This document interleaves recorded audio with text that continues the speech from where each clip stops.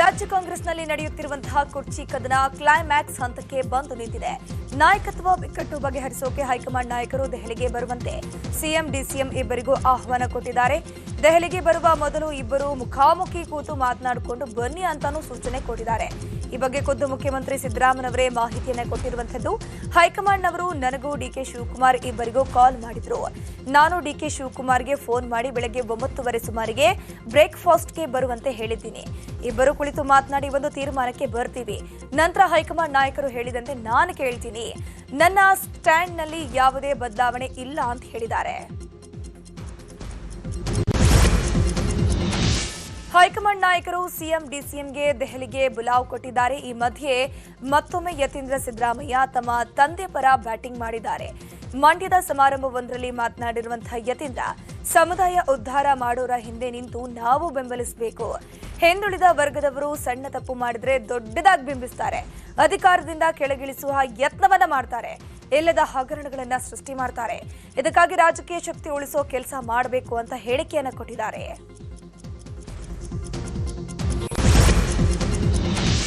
ಹೈಕಮಾಂಡ್ನಿಂದ ಕರೆ ಬರ್ತಾ ಇದ್ದಂತೆ ದೆಹಲಿ ಪ್ರಯಾಣವನ್ನ ಡಿಸಿಎಂ ಡಿಕೆ ಶಿವಕುಮಾರ್ ದಿಢೀರ್ ಅಂತ ರದ್ದುಗೊಳಿಸಿದ್ದಾರೆ. ನಿನ್ನೆ ರಾತ್ರಿ 7:45 ಸುಮಾರಿಗೆ ದೆಹಲಿಗೆ ತೆರಳೋಕೆ ಡಿಕೆಶಿ ವಿಮಾನದ ಟಿಕೆಟ್ ಅನ್ನು ಬುಕ್ ಮಾಡಿದ್ರು. ಆದರೆ ಏಕಾಏಕಿ ಟಿಕೆಟ್ ಕ್ಯಾನ್ಸಲ್ ಮಾಡಿ ದೆಹಲಿ ಪ್ರವಾಸವನ್ನ ಮುಂದೂಡಿದ್ದಾರೆ. ಇಂದು ಸಿಎಂ ಜೊತೆಗಿನ ಬ್ರೇಕ್ಫಾಸ್ಟ್ ಮೀಟಿಂಗ್ನಲ್ಲಿ ಡಿಸಿಎಂ ಭಾಗಿಯಾಗಲಿದ್ದಾರೆ.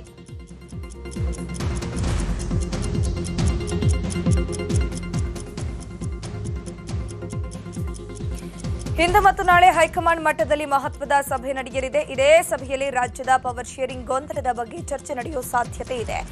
ಎರಡೂ ಬಣದಿಂದಲೂ ಹೈಕಮಾಂಡ್ ಮಟ್ಟದಲ್ಲಿ ಲಾಬಿ ಜೋರಾಗಿದೆ. ಮೊನ್ನೆ ರಾತ್ರಿ ದಿಢೀರ್ ಮುಂಬೈಗೆ ತೆರಳಿದ್ದ ಡಿಕೆ ಶಿವಕುಮಾರ್ ನಡೆ ಮೇಲೆ ಸಿಎಂ ಆಪ್ತರು ಕಣ್ಣಿಟ್ಟಿದ್ದಾರೆ. ಎಐಸಿಸಿ ನಾಯಕರ ಬೆಂಬಲ ಪಡೆಯೋಕೆ ಡಿಕೆ ಶಿವಕುಮಾರ್ ನಿಕಟವರ್ತಿಗಳ ಜೊತೆ ಮಾತುಕತೆ ನಡೆಸಿದ್ದಾರೆ ಎನ್ನಲಾಗ್ತಾ ಇದೆ. ಮಹಾರಾಷ್ಟ್ರದಲ್ಲಿ ಕಾಂಗ್ರೆಸ್ನ 3 ಪ್ರಮುಖ ನಾಯಕರನ್ನ ಸಂಪರ್ಕ ಮಾಡಿದ್ದಾರೆ ಎನ್ನಲಾಗ್ತಾ ಇರುವಂತದ್ದು. ಕಾಂಗ್ರೆಸ್ನ ವರ್ಕಿಂಗ್ ಕಮಿಟಿ ಸದಸ್ಯ ಆಗಿರುವಂತಹ ಗುರ್ದೀಪ್ ಸಿಂಗ್ ಸಪ್ಪಲ್, ಮಹಾರಾಷ್ಟ್ರ ವಿಪಕ್ಷ ನಾಯಕ ಅಜಯ್ ವಡೆಟ್ಟಿವಾರ್, ಸಿಡಬ್ಲ್ಯೂಸಿ ಸದಸ್ಯ ಬಾಳಾ ಸಾಹೇಬ್ ತೋರಠನ ಸಂಪರ್ಕ ಮಾಡಿ ಹೈಕಮಾಂಡ್ ಮಟ್ಟದಲ್ಲಿ ತಮ್ಮ ಪರ ಮಾತನಾಡುವಂತೆ ಚರ್ಚೆ ನಡೆಸಿದ್ದಾರೆ ಎನ್ನಲಾಗ್ತಾ ಇದೆ. ಕಾಂಗ್ರೆಸ್ ಕುರ್ಚಿ ಜಟಾಪಟಿ ಹಿನ್ನೆಲೆ ನಿನ್ನೆ ಡಿಸಿಎಂ ಡಿಕೆ ಶಿವಕುಮಾರ್ ಸದಾಶಿವನಗರದಲ್ಲಿರುವ ತಮ್ಮ ನಿವಾಸದಲ್ಲಿ ಸಭೆ ನಡೆಸಿದರು. ಎಂಎಲ್ಸಿ ರವಿ, ಕದಲೂರು ಉದಯ್, ದೇವೇಂದ್ರಪ್ಪ, ಶಿವಗಂಗಾ ಬಸವರಾಜ್, ನೆಲಮಂಗಲ ಶ್ರೀನಿವಾಸ್ ಜೊತೆ ಸುಮಾರು 1 ಗಂಟೆಗಳ ಕಾಲ ಮಹತ್ವದ ಮಾತುಕತೆ ನಡೆಸಿದ್ದು, ಸಭೆ ಬಳಿಕ ಯಾವುದೇ ರಾಜಕೀಯ ಮಾತನಾಡಿಲ್ಲ ಅಂತ ಸಭೆಯಲ್ಲಿ ಭಾಗಿಯಾಗಿದ್ದವರು ಹೇಳಿಕೆಯನ್ನು ನೀಡಿದ್ದಾರೆ.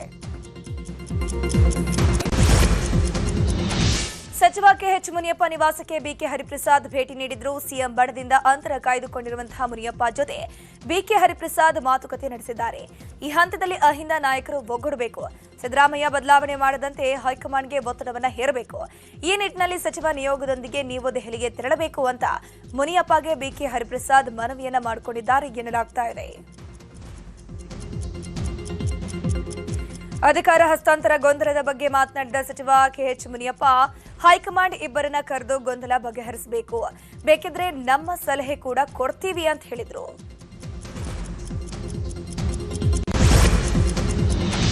ಡಿಸಿಎಂ ಡಿಕೆ ಶಿವಕುಮಾರ್ ನಿವಾಸಕ್ಕೆ ನಂಜಾವಧೂತ ಸ್ವಾಮೀಜಿ ಭೇಟಿ ನೀಡಿ ಡಿಕೆಶಿಗೆ ಬೆಂಬಲ ಸೂಚಿಸಿದ್ದಾರೆ. ಬಳಿಕ ನ್ಯೂಸ್ 18 ಜೊತೆ ಮಾತನಾಡಿರುವಂತಹ ನಂಜಾವಧೂತ ಸ್ವಾಮೀಜಿ, ಡಿಕೆ ಶಿವಕುಮಾರ್ ಅಹಿಂದ ನಾಯಕರಲ್ವಾ, ಡಿಕೆಶಿಗೆ ಯಾಕೆ ಹಿನ್ನಡೆಯಾಗುತ್ತೆ? ಸಿದ್ದರಾಮಯ್ಯ ಮುಂದಾಳತ್ವದಲ್ಲೇ ಡಿಕೆಶಿಯನ್ನ ಸಿಎಂ ಮಾಡಬೇಕು. ಕೊಟ್ಟ ಮಾತಿನಂತೆ ಹೈಕಮಾಂಡ್ ಸಿದ್ದರಾಮಯ್ಯ ನಡೀಬೇಕು ಅಂತ ಹೇಳಿದ್ದಾರೆ. ದಲಿತ ನಾಯಕರನ್ನ ಸಿಎಂ ಮಾಡುವಂತೆ ಮಾದಾರ ಚೆನ್ನಯ್ಯ ಸ್ವಾಮೀಜಿ ಒತ್ತಾಯಿಸಿದ್ದಾರೆ. ಕಳೆದ 1 ತಿಂಗಳಿನಿಂದ ರಾಜ್ಯದಲ್ಲಿ ಸಿಎಂ ಬದಲಾವಣೆಯ ಚರ್ಚೆ ನಡೀತಾ ಇದೆ. ಇದರಿಂದ ಅಭಿವೃದ್ಧಿ ಕಾರ್ಯಗಳಿಗೆ ಹಿನ್ನಡೆಯಾಗ್ತಾ ಇದೆ. ಹೈಕಮಾಂಡ್ ನಾಯಕರು ಬೇಗ ಸಮಸ್ಯೆಯನ್ನ ಇತ್ಯರ್ಥ ಮಾಡಬೇಕು. ಎಲ್ಲ ಜಾತಿಗಳಿಗೆ ಸಿಎಂ ಸ್ಥಾನ ಕೊಡೋದಕ್ಕಾಗೋದಿಲ್ಲ. ಬದಲಾವಣೆ ಮಾಡುವುದೇ ಆದ್ರೆ ನಮ್ಮ ಸಮುದಾಯಕ್ಕೆ ಕೊಡಲಿ ಸಿಎಂ ಸ್ಥಾನವನ್ನ ಅಂತ ಆಗ್ರಹಿಸಿದ್ದಾರೆ. ಕಾಂಗ್ರೆಸ್ ಕುರ್ಚಿ ಫೈಟ್ ನಡುವೆ ಡಿಕೆ ಶಿವಕುಮಾರ್ ನಿವಾಸಕ್ಕೆ ಶಾಸಕ ನಂಜೇಗೌಡ ಭೇಟಿ ನೀಡಿ ಮಾತುಕತೆ ನಡೆಸಿದ್ರು. ಡಿಕೆ ಶಿವಕುಮಾರ್ ಭೇಟಿ ಬಳಿಕ ಮಾತನಾಡಿರುವಂತಹ ಅವರು, ನಮ್ಮಲ್ಲಿ ಯಾವುದೇ ಗೊಂದಲ ಇಲ್ಲ. ಡಿಕೆಶಿ ಸಿಎಂ ಆದ್ರೂ ಓಕೆ, ಸಿದ್ದರಾಮಯ್ಯ ಸಿಎಂ ಆದ್ರೂ ಓಕೆ, ಇದರಲ್ಲಿ ಯಾವುದೇ ರೀತಿಯ ಗೊಂದಲ ಇಲ್ಲ. ಆದಷ್ಟು ಬೇಗ ಇದಕ್ಕೆಲ್ಲ ಹೈಕಮಾಂಡ್ ಇತಿಶ್ರೀ ಹಾಡುತ್ತೆ ಅಂತ ಹೇಳಿದ್ರು. ಇನ್ನು ಇದೇ ವಿಚಾರವಾಗಿ ಕೊತ್ನೂರು ಮಂಜುನಾಥ್ ಕೂಡ ರಿಯಾಕ್ಷನ್ ನೀಡಿದ್ದಾರೆ.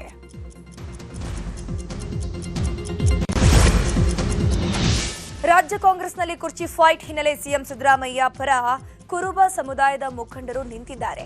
ನಿನ್ನೆ ಸಿಎಂ ಪರವಾಗಿ ಕುರುಬ ಮುಖಂಡರು ಸಭೆ ನಡೆಸಿದ್ರು. ಸಿದ್ದರಾಮಯ್ಯವರನ್ನ ಸಿಎಂ ಸ್ಥಾನದಿಂದ ಇಳಿಸಬಾರದು, ಒಂದು ವೇಳೆ ಇಳಿಸಿದ್ದೇ ಆದರೆ ಮುಂದಿನ ಚುನಾವಣೆಯಲ್ಲಿ ಕಾಂಗ್ರೆಸ್ ವಿರುದ್ಧ ಮತ ಹಾಕ್ತೀವಿ ಅಂತ ಎಚ್ಚರಿಕೆ ನೀಡಿದ್ದಾರೆ. ಇನ್ನು ಸಭೆ ಬಳಿಕ ಮಾತನಾಡಿದ ಕುರುಬ ಸಂಘದ ಕಾರ್ಯದರ್ಶಿ ಸೋಮಶೇಖರ್, ಸಿದ್ದರಾಮಯ್ಯನವರಿಗೆ ತೊಂದರೆಯಾದರೆ ಅಹಿಂದ ಸಮುದಾಯ ಒಗ್ಗೂಡಿ ಕಾಂಗ್ರೆಸ್ಗೆ ದೊಡ್ಡ ಹಿನ್ನಡೆ ಮಾಡ್ತೀವಿ ಅಂತ ಹೇಳಿದ್ದಾರೆ. ಇನ್ನು ಮೈಸೂರಿನಲ್ಲಿ ಡಿಕೆ ಶಿವಕುಮಾರ್ ಸಿಎಂ ಆಗಬೇಕು ಅಂತ ಮುಸ್ಲಿಂ ಕಾಂಗ್ರೆಸ್ ಕಾರ್ಯಕರ್ತರು ಸಾಮೂಹಿಕ ನಮಾಜ್ ಮಾಡಿದ್ದಾರೆ. ಮೈಸೂರಿನ ಹಜರತ್ ಸೈಯದ್ ಗುಮಾನ್ ಶಾ ಖಾದ್ರಿ ದರ್ಗಾದಲ್ಲಿ ಸಾಮೂಹಿಕ ನಮಾಜ್ ಮಾಡಿರುವಂಥದ್ದು. ಡಿಕೆ ಶಿವಕುಮಾರ್ ಮೂಲತಃ ಕಾಂಗ್ರೆಸ್ನವರು, ಪಕ್ಷ ಕಟ್ಟೋದ್ರಲ್ಲಿ ಪ್ರಮುಖ ಪಾತ್ರವನ್ನು ವಹಿಸಿದವರು. ಈ ಬಾರಿ ಕಾಂಗ್ರೆಸ್ ಸರ್ಕಾರ ಅಧಿಕಾರಕ್ಕೆ ಬರೋಕೆ ಹಗಲು ರಾತ್ರಿ ಶ್ರಮಿಸಿದ್ದಾರೆ ಅಂತ ಡಿಕೆ ಶಿವಕುಮಾರ್ ಪರ ಅಭಿಮಾನಿಗಳು ನಮಾಜ್ ಮಾಡಿದ್ದಾರೆ. ದಲಿತ ಸಿಎಂ ವಿಚಾರವಾಗಿ ಕೋಲಾರದಲ್ಲಿ ಆಹಾರ ಸಚಿವ ಕೆಎಚ್ ಮುನಿಯಪ್ಪ ಪ್ರತಿಕ್ರಿಯಿಸಿದ್ದಾರೆ. ದಲಿತ ಸಿಎಂ ವಿಚಾರ ಇವತ್ತು ನಿನ್ನೆಯದಲ್ಲ. ಮಲ್ಲಿಕಾರ್ಜುನ ಖರ್ಗೆ ಅವರು ಕೆಪಿಸಿಸಿ ಅಧ್ಯಕ್ಷರಾಗಿದ್ದರು. ಸಿಎಲ್ಪಿ ಲೀಡರ್, ಮಂತ್ರಿ ಆಗಿಯೂ ರಾಜಕೀಯದಲ್ಲಿ 50 ವರ್ಷವನ್ನು ಪೂರೈಸಿದ್ದಾರೆ. ಅವರನ್ನೇ ನಾವು ಸಿಎಂ ಮಾಡಿಕೊಳ್ಳಲಿಕ್ಕೆ ಆಗಲಿಲ್ಲ. ಮುಂದೇನಾಗುತ್ತೋ ನೋಡೋಣ. ಖರ್ಗೆ ಆದಮೇಲೆ ನಾನು ಸಹ ಸೀನಿಯರ್ ಇದ್ದೀನಿ. ಸತೀಶ್ ಜಾರಕಿಹೊಳಿ ಕೂಡ ಕೆಪಿಸಿಸಿ ಅಧ್ಯಕ್ಷರಾಗಿ ಪಕ್ಷ ಸಂಘಟನೆ ಮಾಡ್ತಾರೆ ಅಂತ ಹೇಳ್ತಿದ್ದಾರೆ. ಎಲ್ಲರೂ ಆಕಾಂಕ್ಷಿಗಳೇ, ಆದರೂ ಹೈಕಮಾಂಡ್ ಮಾತಿಗೆ ನಾವೆಲ್ಲ ಬದ್ಧ ಅಂತ ಹೇಳಿದ್ರು. ರಾಜ್ಯದಲ್ಲಿ ಕುರ್ಚಿ ಕದನದ ಮಧ್ಯೆಯೇ ಸಿಎಂ ಸಿದ್ದರಾಮಯ್ಯ ಮತ್ತು ಡಿಸಿಎಂ ಡಿಕೆ ಶಿವಕುಮಾರ್ ಒಟ್ಟಾಗಿ ಕಾಣಿಸಿಕೊಂಡಿದ್ದಾರೆ. ಬೆಂಗಳೂರಿನ ಅರಮನೆ ಮೈದಾನದಲ್ಲಿ ನಡೆದಂತಹ ಸಮಗ್ರ ಶಿಶು ಅಭಿವೃದ್ಧಿ ಯೋಜನೆಯ ಸುವರ್ಣ ಮಹೋತ್ಸವದಲ್ಲಿ ಒಟ್ಟಾಗಿ ಭಾಗಿಯಾಗಿದ್ದರು. ಮಹಿಳಾ ಮತ್ತು ಮಕ್ಕಳ ಕಲ್ಯಾಣ ಇಲಾಖೆ ವತಿಯಿಂದ ನಡೆದ ಕಾರ್ಯಕ್ರಮದಲ್ಲಿ ಸಿಎಂ ಡಿಸಿಎಂ ಭಾಗಿಯಾಗಿ ಕಾರ್ಯಕ್ರಮ ಉದ್ಘಾಟಿಸಿದ್ದಾರೆ.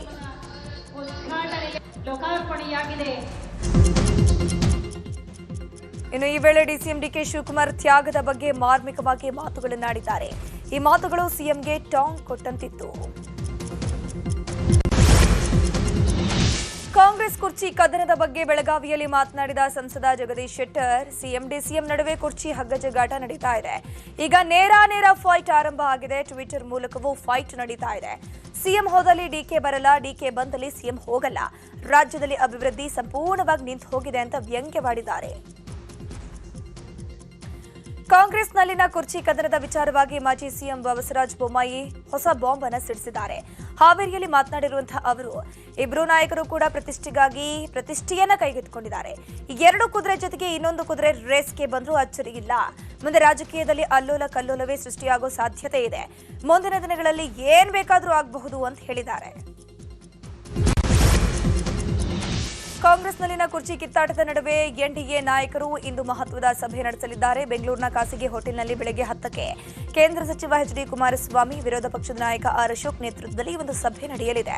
ಡಿಸೆಂಬರ್ 8ರಿಂದ ಆರಂಭವಾಗಲಿರುವಂತಹ ಬೆಳಗಾವಿಯ ಚಳಿಗಾಲದ ಅಧಿವೇಶನದಲ್ಲಿ ಎರಡೂ ಪಕ್ಷಗಳು ಒಟ್ಟಾಗಿ ಕಾಂಗ್ರೆಸ್ ಸರ್ಕಾರವನ್ನು ಇಕ್ಕಟ್ಟಿಗೆ ಸಿಲುಕಿಸೋದು, ಹಾಗೆಯೇ ಕಾಂಗ್ರೆಸ್ನ ಪವರ್ ಶೇರಿಂಗ್ ಗಲಾಟೆಯನ್ನು ಲಾಭವಾಗಿ ಮಾಡಿಕೊಳ್ಳುವ ಸಂಬಂಧ ಮಹತ್ವದ ಚರ್ಚೆ ನಡೆಯಲಿದೆ.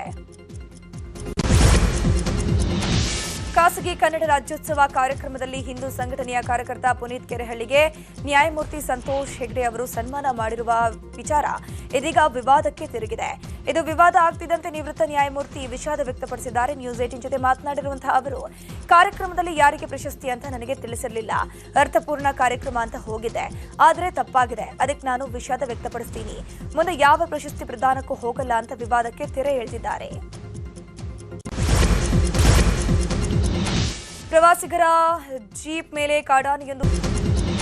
ಕೋಲಾರ ಜಿಲ್ಲೆಯಲ್ಲಿ ಆಹಾರ ಸುರಕ್ಷತಾ ಇಲಾಖೆ ಅಧಿಕಾರಿಗಳ ದಾಳಿ ಮುಂದುವರೆದಿದೆ. ಮಾಲೂರು ನಗರದ ಬೀದಿ ಬದಿಯ ಮಾಂಸ ಮಳಿಗೆಗಳು ಹಾಗೂ ಬೀದಿ ಬದಿ ತಿಂಡಿ ಮಾರಾಟ ಮಾಡುವಂತಹ ಮಳಿಗೆಗಳಿಗೆ ಅಧಿಕಾರಿಗಳು ರೈಡ್ ಮಾಡಿದ್ದಾರೆ. ಇನ್ನು ದಾಳಿ ವೇಳೆ ಅವಧಿ ಮುಗಿದ ದಿನಸಿ ದಾಸ್ತಾನು ಪತ್ತೆಯಾಗಿದೆ. ನಿಯಮ ಉಲ್ಲಂಘಿಸಿದ 34 ಮಳಿಗೆ ಮಾಲೀಕರಿಗೆ ನೋಟಿಸ್ ಅನ್ನು ನೀಡಲಾಗಿದ್ದು, ಆಹಾರ ಸುರಕ್ಷತಾ ನಿಯಮಗಳನ್ನು ಗಾಳಿಗೆ ತೂರಿದ 15 ಅಂಗಡಿಗಳಿಂದ 11,500 ರೂಪಾಯಿ ದಂಡವಾಗಿ ವಸೂಲಿ ಮಾಡಲಾಗಿದೆ. ಟ್ರಾಫಿಕ್ ಫೈನ್ ಪಾವತಿ ಮಾಡೋಕೆ ಸರ್ಕಾರ ಶೇಕಡಾ 50ರಷ್ಟು ರಿಯಾಯಿತಿ ನೀಡಿತ್ತು. ಸರ್ಕಾರ ರಿಯಾಯಿತಿ ನೀಡಿದ ಬೆನ್ನಲ್ಲೇ ಒಂದು ವಾರದಲ್ಲೇ ಬರೋಬ್ಬರಿ 7 ಕೋಟಿ ರೂಪಾಯಿ ದಂಡ ಸಂಗ್ರಹವಾಗಿದೆ. ನವೆಂಬರ್ 21ರಿಂದ 28ರವರೆಗೆ 7,45,800 ರೂಪಾಯಿ ದಂಡ ಪಾವತಿಯಾಗಿದೆ. 2,47,727 ಸಂಚಾರಿ ನಿಯಮ ಉಲ್ಲಂಘನೆ ಪ್ರಕರಣ ಇತ್ಯರ್ಥಗೊಂಡಿದೆ. ಡಿಸೆಂಬರ್ 12ರವರೆಗೆ ದಂಡ ಪಾವತಿಗೆ ಅವಕಾಶ ಇರುತ್ತೆ. ದೊಡ್ಡ ಕಾರ್ತಿಕೋತ್ಸವದ ಅಂಗವಾಗಿ ಚಿತ್ರದುರ್ಗದ ನಾಯಕನಹಟ್ಟಿಯಲ್ಲಿ ಶ್ರೀ ಗುರು ತಿಪ್ಪೇರುದ್ರಸ್ವಾಮಿ ರಥೋತ್ಸವ ನಡೆಯಿತು. ಮಾಡಿದಷ್ಟು ನೀಡು ಭಿಕ್ಷೆ ಎಂಬ ನಾಣ್ಣುಡಿಗೆ ಹೆಸರಾದ ದೈವ ತಿಪ್ಪೇರುದ್ರಸ್ವಾಮಿ ಪ್ರತಿ ವರ್ಷ ಕಾರ್ತಿಕೋತ್ಸವದಲ್ಲಿ ಈ ಸ್ವಾಮಿಗೆ ಭಕ್ತರು ವಿಶೇಷ ಪೂಜೆಗಳನ್ನು ಮಾಡುತ್ತಾರೆ. ಈ ಬಾರಿಯೂ ಚಿಕ್ಕ ರಥೋತ್ಸವ ನಡೆಯಿತು. ಇಷ್ಟಾರ್ಥ ಸಿದ್ಧಿಗಾಗಿ ಬಾಳೆಹಣ್ಣು, ಕಾಳುಮೆಣಸು, ಬೆಲ್ಲದ ಚೂರನ್ನ ತೇರಿಗೆ ಎಸೆದು ಭಕ್ತರು ಹರಕೆಯನ್ನ ತೀರಿಸಿದರು. ಪ್ರಧಾನಮಂತ್ರಿ ನರೇಂದ್ರ ಮೋದಿ ಉಡುಪಿಗೆ ಭೇಟಿ ನೀಡಿದ್ರು. ಈ ವೇಳೆ ಮಠದಿಂದ ಮೋದಿಗೆ ಪೂರ್ಣ ಗುಂಪ ಸ್ವಾಗತವನ್ನು ಕೋರಲಾಯಿತು. ಪ್ರಧಾನಿ ಕನಕನ ಕಿಂಡಿ ಮೂಲಕ ಶ್ರೀಕೃಷ್ಣನ ದರ್ಶನ ಪಡೆಕೊಂಡ್ರು. ನಂತರ ಸ್ವರ್ಣಲೇಪಿತ ತೀರ್ಥ ಮಂಟಪವನ್ನು ಉದ್ಘಾಟಿಸಿ ಕನಕದಾಸರ ಪುತ್ಥಳಿಗೆ ಮೋದಿ ಪುಷ್ಪಾರ್ಚನೆಯನ್ನ ಮಾಡಿದ್ರು.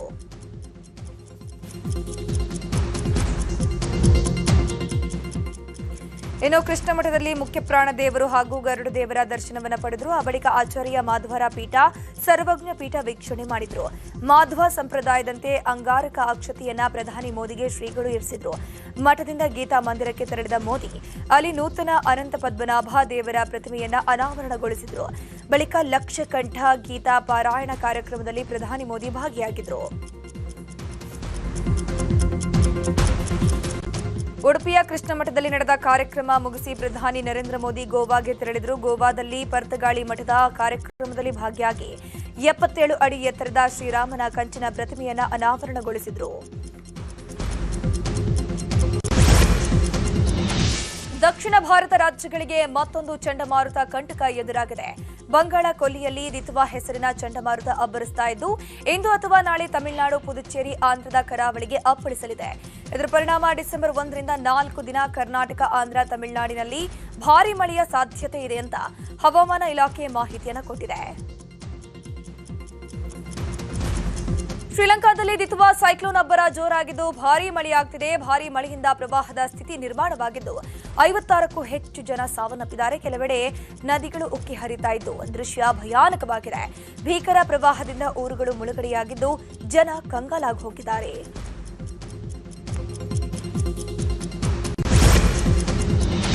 ದೆಹಲಿಯ ಮೆಟ್ರೋ ಸ್ಟೇಷನ್ ಬಳಿ ಕಾರು ಸ್ಫೋಟ ಪ್ರಕರಣದ ತನಿಖೆಯನ್ನು ಎನ್ಐಎ ಅಧಿಕಾರಿಗಳು ತೀವ್ರಗೊಳಿಸಿದ್ದಾರೆ. ಕಾರು ಸ್ಫೋಟಕ್ಕೆ ಸಂಚು ರೂಪಿಸಿದ ಆರೋಪದಲ್ಲಿ ಬಂಧನವಾಗಿರುವ ಡಾಕ್ಟರ್ ಶಾಹೀನ್ ಸಯೀದ್ಲನ್ನ ಹರಿಯಾಣದ ಫರೀದಾಬಾದ್ಗೆ ಕರೆದೊಯ್ಯಲಾಗಿದೆ. ಫರೀದಾಬಾದ್ನಲ್ಲಿ ಆರೋಪಿ ಡಾಕ್ಟರ್ ಶಾಹೀನ್ನನ್ನ ವಶಕ್ಕೆ ಪಡೆಯಲಾಗಿತ್ತು. ಜೈಷ್ ಉಗ್ರ ಸಂಘಟನೆಗಾಗಿ 28 ಲಕ್ಷ ಹಣವನ್ನು ಶಾಹೀನ್ ಸಂಗ್ರಹ ಮಾಡಿದ್ಲು ಅಂತ ತನಿಖೆಯಲ್ಲಿ ಗೊತ್ತಾಗಿದೆ. ಇನ್ನು ಡಾಕ್ಟರ್ ಶಾಹೀನಾಳನ್ನ ತನ್ನ ಪತ್ನಿ ಅಂತ ದೆಹಲಿ ಸ್ಫೋಟಕದ ಆರೋಪಿ ಮುಜಾಮಿಲ್ ಹೇಳಿಕೆ ಕೊಟ್ಟಿದ್ದಾನೆ ಎನ್ನಲಾಗ್ತಾ ಇದೆ. ತಾವಿಬ್ರು ಅಲ್ ಫಲಹ ವಿವಿ ಬಳಿ ಇರುವಂತಹ ಮಸೀದಿಯೊಂದರಲ್ಲಿ ಮದುವೆಯಾಗಿದ್ದೇವೆ ಅಂತ ಆತ ಹೇಳಿದ್ದಾನಂತೆ.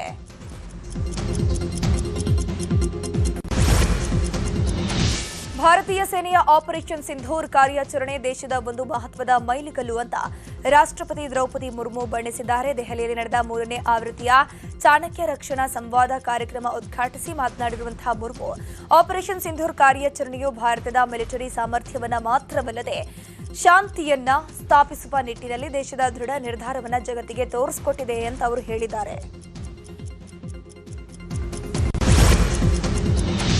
ಪ್ರಧಾನಿ ನರೇಂದ್ರ ಮೋದಿ ಅತ್ಯಾಪ್ತ ರಷ್ಯಾ ಅಧ್ಯಕ್ಷ ವ್ಲಾದಿಮಿರ್ ಪುಟಿನ್ ಭಾರತಕ್ಕೆ ಭೇಟಿ ನೀಡುವ ದಿನಾಂಕ ನಿಗದಿಯಾಗಿದೆ. 23ನೇ ಭಾರತ ರಷ್ಯಾ ವಾರ್ಷಿಕ ಶೃಂಗಸಭೆಯಲ್ಲಿ ಭಾಗಿಯಾಗೋಕೆ ಪ್ರಧಾನಿ ಮೋದಿ ಆಹ್ವಾನ ನೀಡಿದ್ದು ಡಿಸೆಂಬರ್ 4ರಿಂದ 2 ದಿನ ವ್ಲಾದಿಮಿರ್ ಪುಟಿನ್ ಭಾರತ ಪ್ರವಾಸವನ್ನು ಕೈಗೊಂಡಿದ್ದಾರೆ. ಉಭಯ ದೇಶಗಳ ನಡುವೆ ಹಲವು ದ್ವಿಪಕ್ಷೀಯ ಒಪ್ಪಂದಗಳಾಗುವಂತಹ ನಿರೀಕ್ಷೆ ಇದೆ.